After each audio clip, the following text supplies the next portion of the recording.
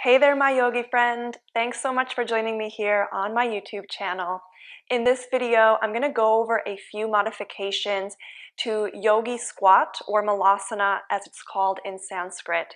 So if you struggle in this pose and you feel like it's simply not a pose for you, these modifications may help you access this pose, or I'm also going to offer a couple of alternative poses that you can take that will give you mostly the same benefit. So whenever Malasana Yogi Squat comes up in your practice, you can go ahead and take these poses instead to get the same benefit, but also just to make it a little bit more accessible for you. So the pose I'm talking about, Malasana Yogi Squat, has a number of ways to get into it. So we're just going to go right into it from here. And the idea is that you want to take your feet out a little bit wider than hips width apart, with your heels in and your toes out. And then you're going to bring your palms together in front of your heart and your elbows to the inside of your knees. So this is going to also help you to push your knees out a little bit wider. So this is a pretty deep hip opener, and so this is maybe where you're running into a few challenges in getting into this pose. It also requires a little bit of ankle flexibility, and it's a really great pose for your lower back and spine, just giving you a little bit of release there as well. But again, if we're feeling tense in the spine, in the ankles, or in the hips, then this pose can be quite a challenge. So for the pose that we're looking for, we're going to bring the hands together in front of the heart, push the knees out with the elbows to get that nice hip opener, and then you want to make sure that your knees are lining up with your toes. From here, you want to keep your chest lifted, shoulders down your back. So a couple of things that I have noticed are challenging for many people is to keep the spine in this nice upright position. So sometimes you might feel like you're kind of rounding the back and sort of almost tipping backwards, right? And the other thing that tends to happen here is the heels will be a little bit lifted, right? So you're kind of feeling like you might not be able to get the heels all the way down to the mat. And then lastly, you might feel like this is about as far as you can go. So if this is the case for you, you can take a block and place that underneath your hips, or maybe even 2 blocks, and play around with any height that works for you. So here I have it on the highest height, but you might have a little bit more flexibility and just play around with maybe coming onto the lower height. If we're going to move through this pose really quickly, then maybe this option isn't necessary. You might be able to sustain this for a few breaths, but if you're going to be holding it a little bit longer, this will allow you to relax a little bit and still get a little bit of that hip opener.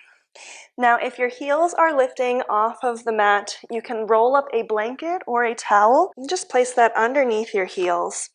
So you can also combine this. So once again, you can have the blocks underneath your hips and this to help your heels.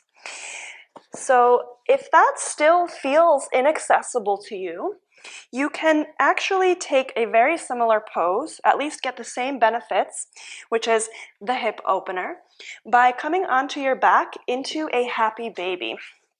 So in this pose, you're going to roll down onto your back and then take your knees out wide. And so you'll notice that this is actually pretty much the same shape, just on your back. You can take your hands to your knees, and if this is enough for you here, you might stop like this.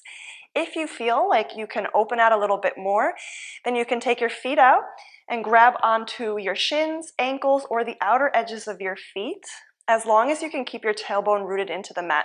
So if your tailbone's lifting, in order for you to catch your feet, then you're just going to want to root the tailbone back down, bring your hands down a little bit closer towards your knees. And so here you're still going to get that hip opener. Another option is just a simple child's pose with your knees out wide. So here I'm going to take the knees out as wide as I can, bring my big toes to touch, and then walk my hands forward and release the forehead down to the mat.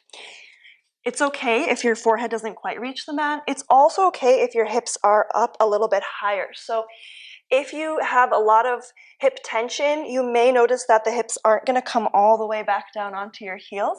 And in that case, you can also place a blanket or pillow or anything that you have in between your heels and then come all the way back down to wherever feels accessible to you. So those are two options that will still give you the same benefit as Malasana Yogi Squat. So if that is a pose that you're just not feeling that your body is ready for, take one of these variations instead. Build up the flexibility to make that pose a little more accessible. And then don't forget to observe the changes as you continue with your practice, noticing when does that pose become a little bit more accessible to you. So one of the dangers of modifying poses is sometimes we tend to think of those as training wheels and kind of get stuck in that moment of, okay, this is what I have to do in order for this pose to be accessible to me. And that's perfectly fine to start off with. But as you continue practicing, just notice if little by little the pose that you're modifying is beginning to become accessible to you, so that eventually you can grow and find new space in your body and find new challenges as well. So that's pretty much it for today. I hope that this video helped you. I hope you found a modification that works for your body. If you have any other questions about this pose or about any other pose, please feel free to leave a comment below, and be sure to like this video if you enjoyed this, and if you feel inspired, please subscribe to my YouTube channel. This helps me to continue putting out these free tutorials and other classes for you. So thanks again for joining me, and I hope you have a wonderful day.